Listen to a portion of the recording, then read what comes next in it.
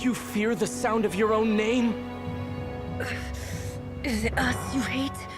Or is it what you've become? Let's see what becomes of you!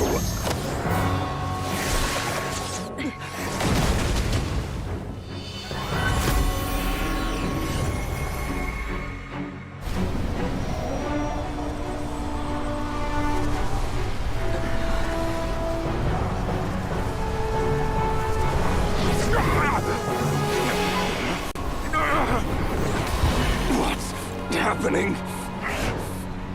That power... I've seen it before!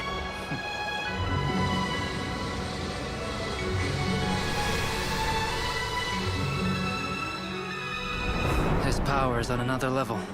We'll need to use an alchemical array to convert his power into a usable form. Then quickly channel it into Columbina, rendering her powerful enough to compete with him. I'll join you. I can help.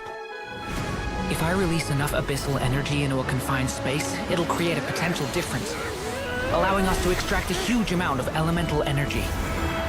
Next, I'll synchronize with everyone's minds using Pyro, then give you temporary access to their abilities and fields of view. But it won't last long. Can you see? Well enough.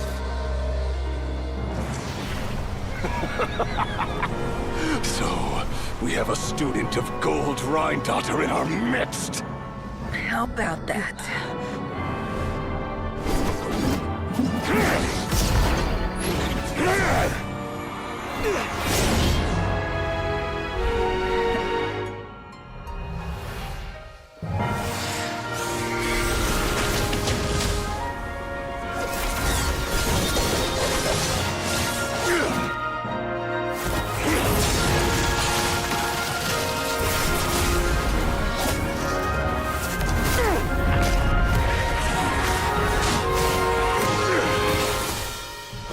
You use my own power against me? Just like how you stole Kuvaki. Look familiar?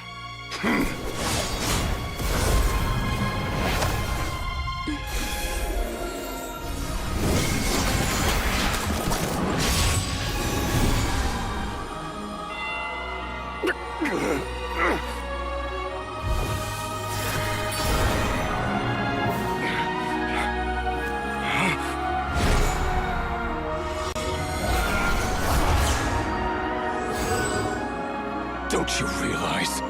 You don't have the power to hold that gate open! I don't, but someone else does.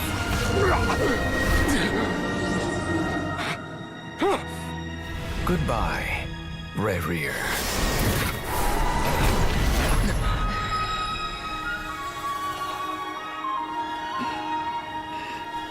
We won.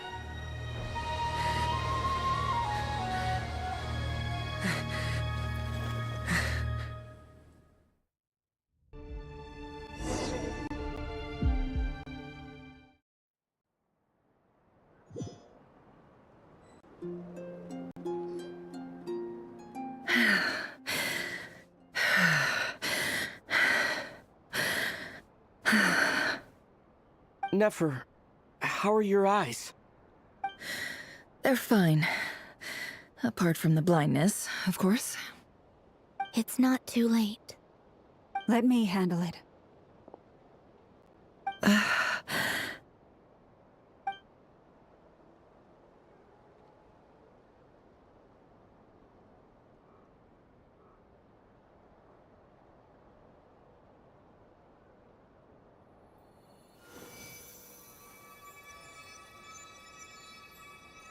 Miss Nefer, it's not like you to lose your composure. That was the most reckless thing I've ever seen you do. Reckless how? The situation was critical. Our lives were at stake. We had to do something. Even so. Okay. I guess you're right. Under the circumstances, it was a wise decision. You traded your eyes for an incredible victory. In business terms, I suppose that's a huge return on investment. I'd be hard-pressed to argue otherwise. Still, I don't like this outcome, and I don't want you to lose your sight for good. People suffer when they make sacrifices they shouldn't have to make, whether that means faith, strength, or in this case, your ability to even see. I had hoped you could win without sacrificing so much as a single hair on your head. Thank you. Really. All done. Don't try and open your eyes just yet. We'll see how you're doing in a couple of days. Until then, please follow your recovery plan to the letter. I'll send full details through Yehoda. For now, just get yourself home, relax, and rest. My dear friends, we have fought bravely and achieved a spectacular victory. A dark cloud has been lifted from the skies of Nod Krai. All in this land will be grateful for what you have done. The moon will remember this day. Thank you both.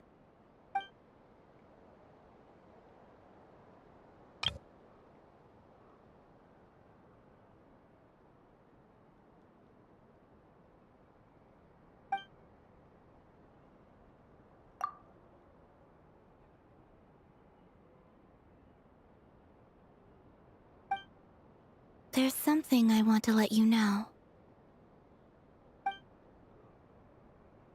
What is it? When Durin connected everyone's minds so I could access their powers, I also felt everything they felt. And since Nefer's eyes were injured, my eyes are hurting now too. Huh. Hold on. Let me try. I only feel the pain. There's no actual damage. I just thought I should tell you. You're right. There's no damage. That's a relief. But I must say, I'm surprised to hear the Kutar share something like this with me. In the past, you never used to open up about yourself. Things are a little different now from how they were. I'm learning to share how I truly feel with my friends. Friends. You have no idea how glad I am to hear that.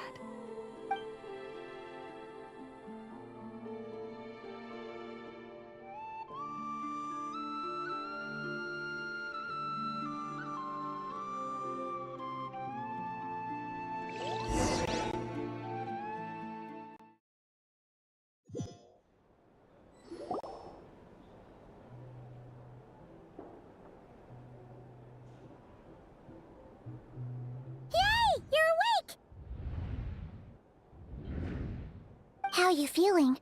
Any aches and pains? Did you sleep well? I'm doing all right, Paimon. No need to worry about me. Phew! Well, that's good. Paimon's been sitting on the edge of the bed worrying about you for ages. You slept a whole day and night. Poor Paimon had to eat all by her lonesome. Glad to hear you didn't starve. How was the food? Well, it wasn't the same without you there to share it. Honestly, Paimon just can't relax when you're not your usual self. She couldn't enjoy the food and settle down to sleep. Well, I'm back to normal now. Oh yeah, and Albedo swung by earlier. He said to tell you to head to the tavern when you woke up. Varker and the others are organizing a victory feast and they want to celebrate with you. He also dropped off some medical supplies, but you seem fit as a fiddle, so guess you won't be needing those. If you're feeling up to it, let's head over now. Wouldn't want to keep them waiting.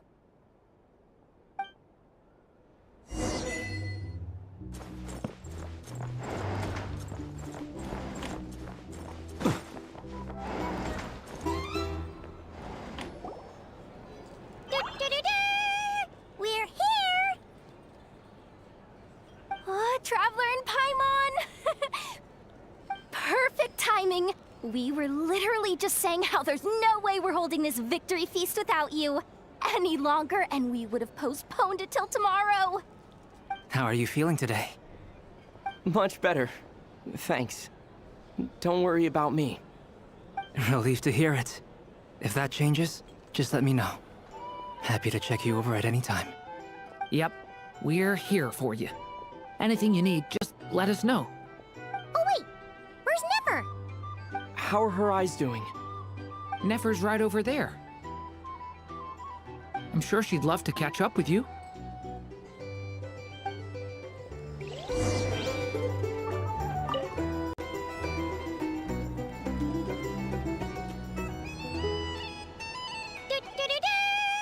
We're here! Oh, Traveler and Paimon! Perfect! How are you feeling Much better. Relieved to hear. Yep. Oh wait, where's Nefer? How are her eyes doing? Nefer's right over there. I'm sure she'd love to.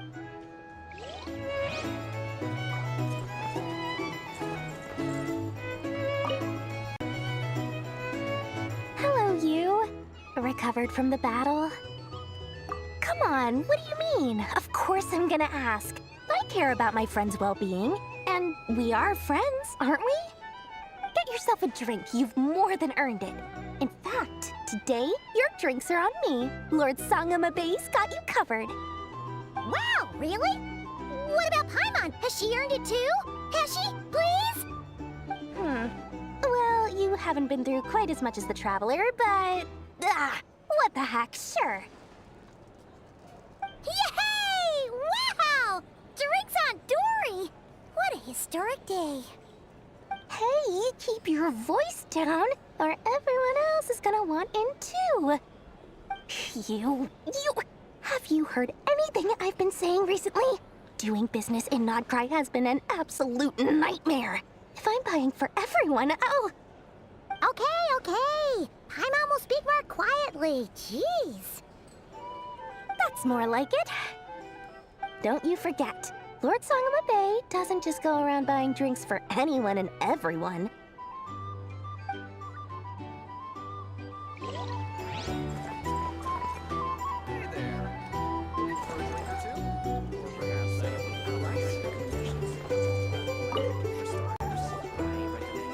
I thought of 1,000 ways to congratulate you, but now you're here, words are failing me. The honorary knight stuns them speechless once again. Well said. The honorary knight showed us all how it's done. The other knights tell me that Mondstadt was the first stop on your journey. All of us are truly delighted to count you as our friend. I'd like to thank you for supporting the Knights of Favonius, and also for helping us save Nod Krai. Nonsense! Of course I'm gonna mention it. This is more than just business. It's a relationship. And there can be no relationship without showing gratitude where it's due.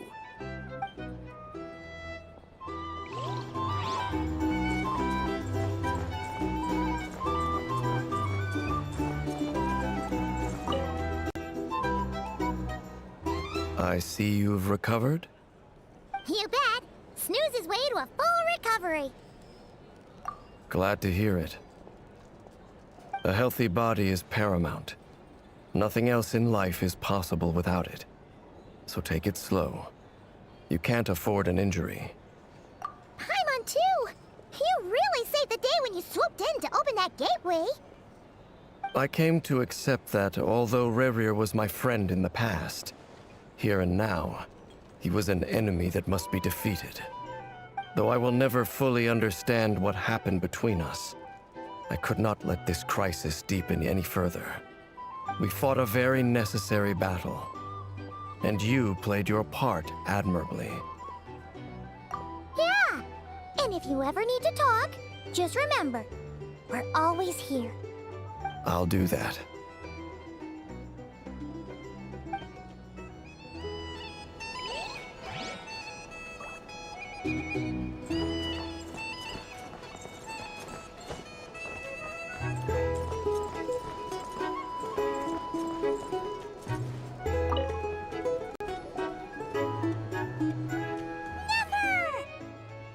Traveler, Paimon, are you recovering well? Turns out that moon chanter has some real talent after all. My eyes were mostly recovered after just a couple days' rest. I can actually open them again now. Yeah, but you gotta be careful. Lauma says not to strain your eyes while they're still healing. Yes, thank you. I'm well aware. Yehoda, could I borrow you for a moment? I could do with an extra pair of hands. Oh, sure. Coming. Did you hear that? I gotta go help Lauma for a second. You guys chat among yourselves. I'll grab us some drinks on the way back. Paimon, you still like 'em sweet? You bet. Make it extra sweet, because Paimon's earned it. Sure thing.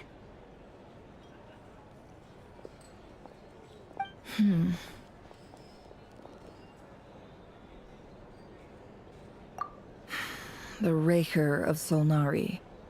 Kind of a snake, don't you think? No, definitely a snake. A poisonous one who spewed his venomous hatred everywhere. Anyone who seeks revenge out of hatred for other people has become a snake. That's something my dad used to say. Perhaps. I'm sure it sounds like a very wise and open-hearted perspective to your ears. But me? I think hatred is a perfectly justifiable emotion. What else is left when everything you depended on in life gets stripped away?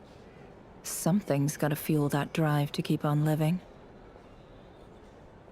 If you're worried about me, you can nip that in the bud. I'm not someone who gets stuck in the past. It's just... I suddenly feel like I was wrong to call my father a liar. He was just a fool. That's why the Academia turned their back on him, and why the other tribes ganged up on him. Oh, Father. How much better things could have been if you were a skilled liar. Look at the Ibis King. Thoth is a fiendishly cunning liar. And yet, strangely, he feels more like a father to me than my real dad ever was. He's never brought it up, but I'd bet he feels the same way. Why else would he give me the power to perceive the truth, while at the same time training me in the art of deception? Well, King Deshret banished him to Aru, which is essentially a prison, and posed 3 questions to him. He promised that he'd have his freedom if he could find the answers.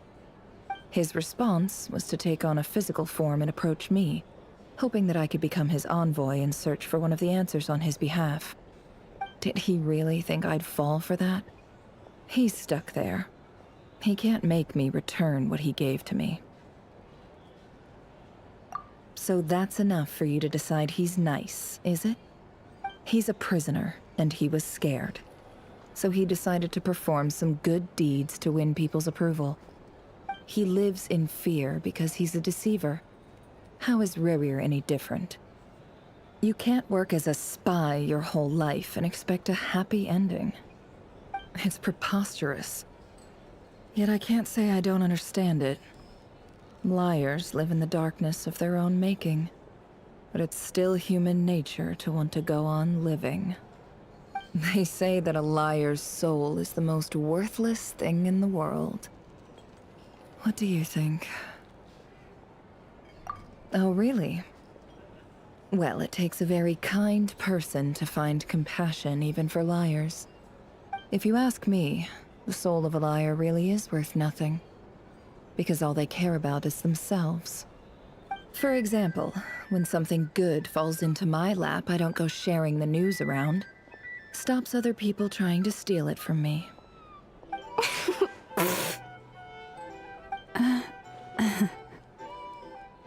So be it.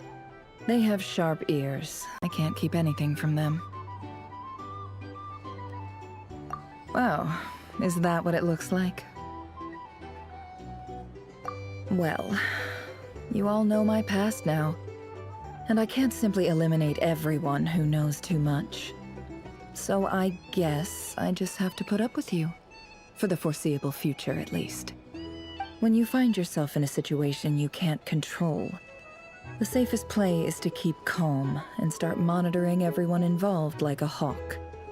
In the intelligence world, you need to have a sense of perspective and play your hand accordingly.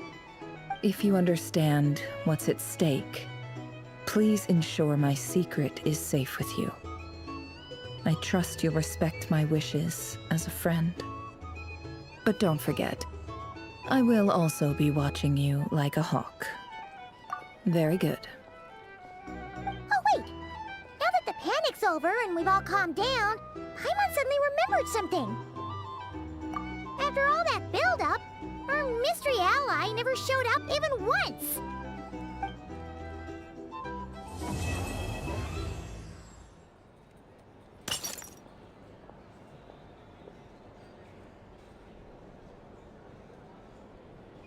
Huh?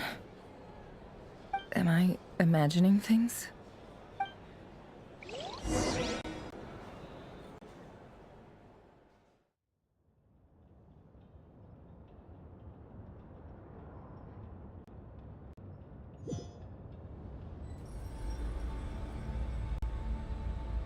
So, that close colleague who stayed behind with you? What's he been up to recently? Don't know, don't care. I get more normal human interaction from hanging out with Bosco 2 than him. Although, now you mention it, he hasn't bothered me in a while. I wonder if... If he's disappeared without a trace, it's the biggest gift he ever gave to the world. But I somehow doubt that's what's going on. He won't lie low forever. So we'd better stay on guard.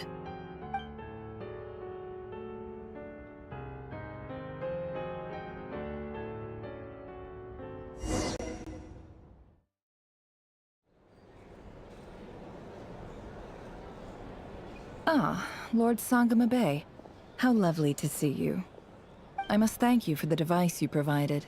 It was an enormous help. Would I be right in thinking that it was developed by the Academia? Why come and ask me when you clearly know already?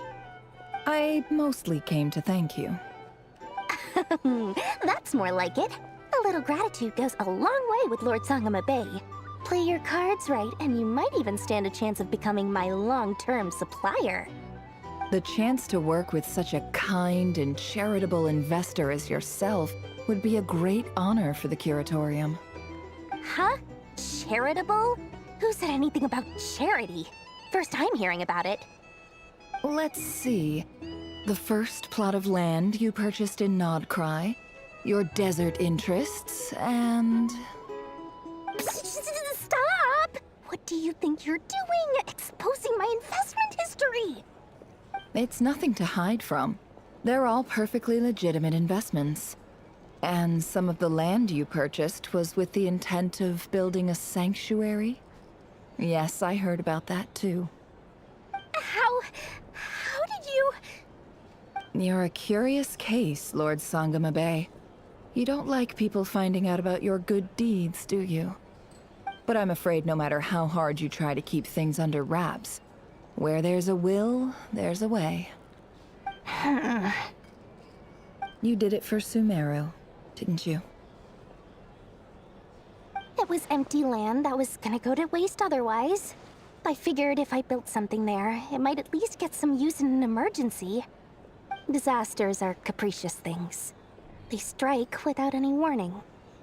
I've lost family to a disaster before, and I don't want to lose any friends or business partners if I can help it. My elder sister used to dream of finding a sanctuary. Somewhere with plenty of food, water, and medicine. Where everyone could live happy lives. It was something I looked into, but after discussing things with the Dendro Archon, I decided on a more effective strategy. The tech people handled the tech, and Moneybags provided the Mora. It just made the most sense.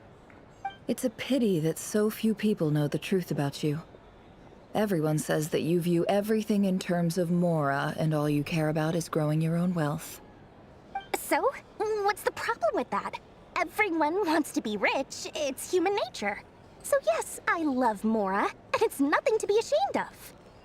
But surely you have dreams of your own, beyond just making Mora. You don't get it, do you?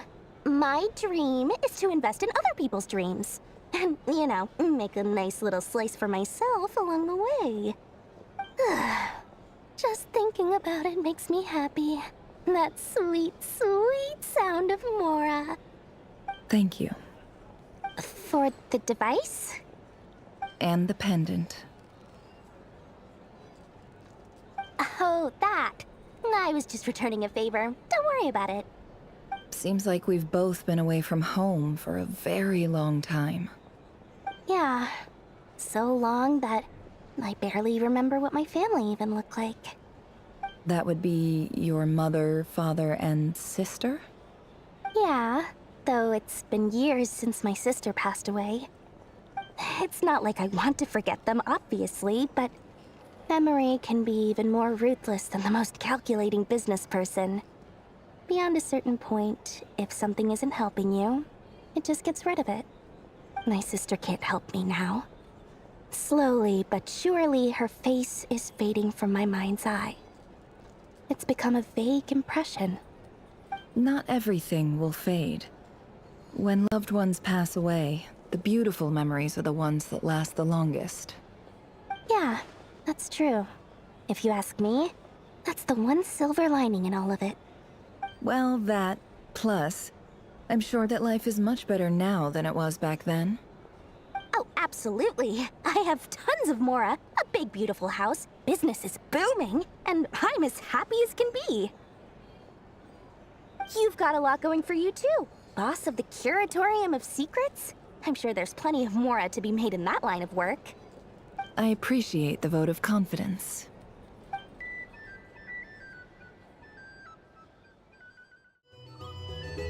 How have you been holding up? Any adverse reactions? If you start to take a turn for the worse, make sure you tell me right away. You don't need to worry about me, Grandmaster. I'm fine. I mean, I barely did anything, so... What? You're too humble, young man.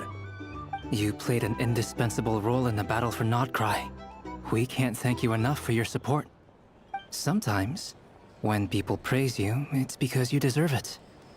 The best thing is to accept it calmly and with grace. It's important to learn how to respond to words of admiration. Let's do a quick demonstration. Albedo, that was an incredible feat of alchemy. The pressure was on, but you worked flawlessly at lightning speed to get the job done. Thank you. I can't take all the credit, though. Durin played a big part in forming the alchemical array.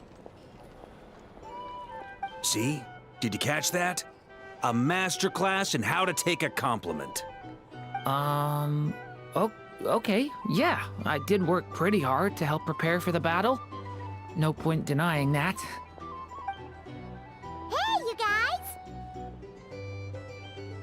Hey, look who's bounced back. Looking good, Traveler. Seems like you've recovered. You won't need to take any more medication. Can I get you a drink? Huh? You know how to order at a bar now? You've sure learned a lot recently. Handling a drinks order is ridiculously simple compared to alchemy. Don't worry, I'll blend into society yet. Paimon believes it! You're clearly a fast learner, just like your brother. To be totally honest though, Paimon didn't quite follow all the details when you first explained the plan to us. Don't worry, that's completely understandable. Unless you're a student of alchemy, it's hard to grasp the principle and how the process works. To put it in the simplest terms, we saw how our enemy stole the power of Kuvaki. And that gave us the idea of stealing his power to turn it against him. When facing an enemy you have no hope of defeating, it's best not to engage them in battle. So, instead of looking for a way to overpower him, we decided to help Columbina get strong enough to at least stand up to him in a fight. For this to work, we had to analyze his modes of attack, confirm who his main target was, and make sure that he wouldn't go beyond the range of the alchemical array.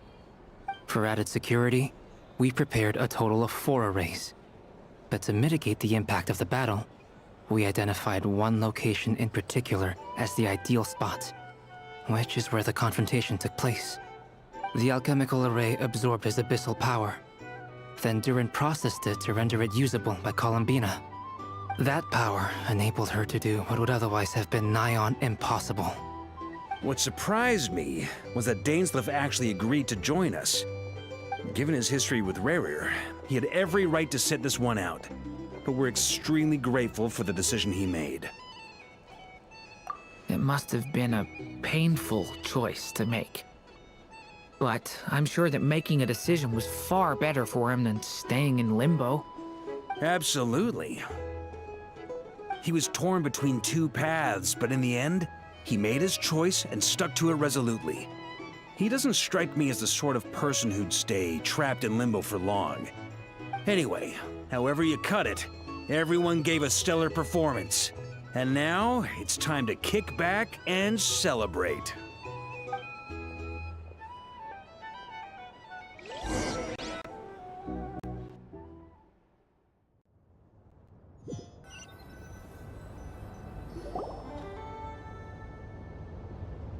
That's the only reason you're here. Yes. I've thought a lot about it. And I've realized that you, me, and Arlecchino should be friends. I think this is very important. So I felt I had to come and tell you. Well, this is a new one. I'm so moved. I can't even hold my teacup. If that's all, you can leave now. Do you not want to be friends with me? Or is it that you prefer being co-workers? What is this, Columbina? Are you deliberately testing my patience threshold? Right now, my politeness module is active. But if you say another word, I swear I'll shut it down. If your politeness module was active, wouldn't you say the word please at some point? Polonia, please see Lady Columbina to the door. Will you still invite me to your next tea party? What? Yes, I think you will. Bye-bye, dear Sandrone.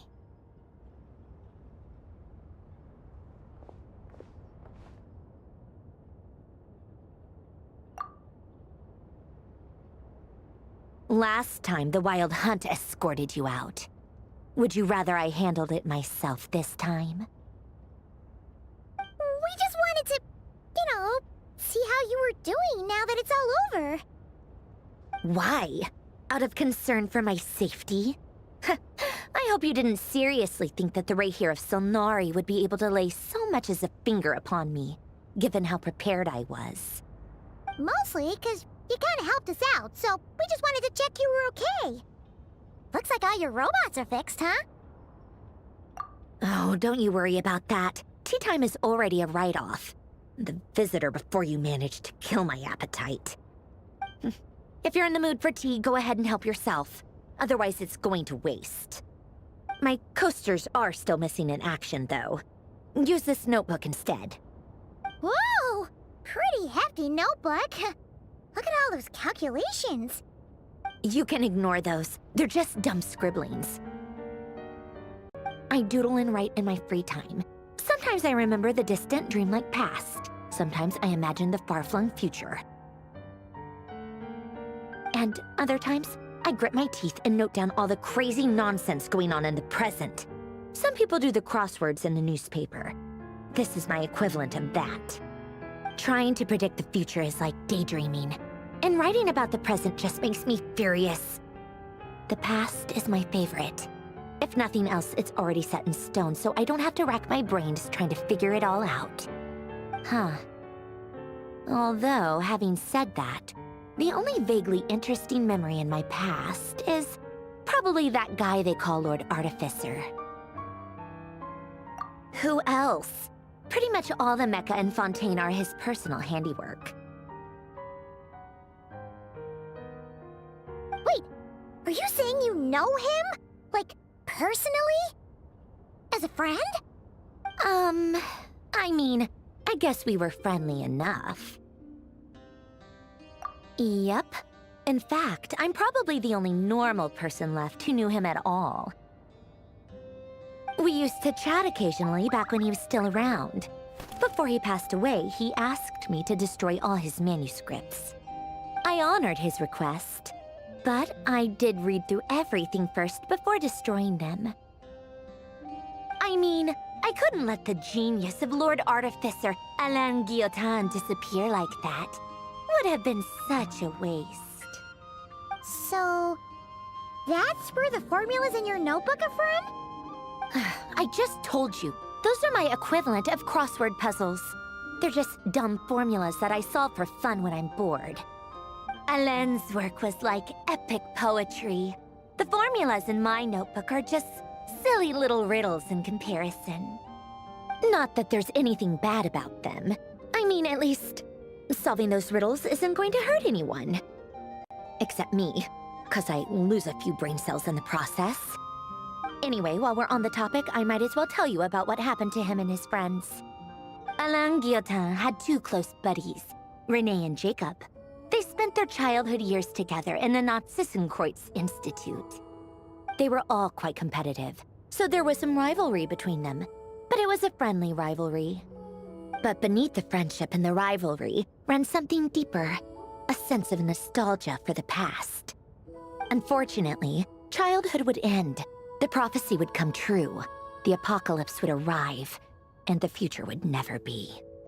A mad dream that would normally only capture the minds of lunatics begin to take root in their hearts. A dream of saving the world. And if Renee and Alain had been people of lesser wits, that dream would probably have ended up as something for them to joke about in their older years. But alas, they were some of the sharpest minds around. They nurtured that dream with the full power of their intellect, and it grew into something that ate away at their souls. The first of them to fall under its spell was Renee. Against Alain's wishes, he persisted in experimenting on a mutual friend of theirs to try and save their life. Alain did not approve and parted ways with Renee. It's complicated. Alain wanted to believe that Renee only did what he did for the sake of their friendship.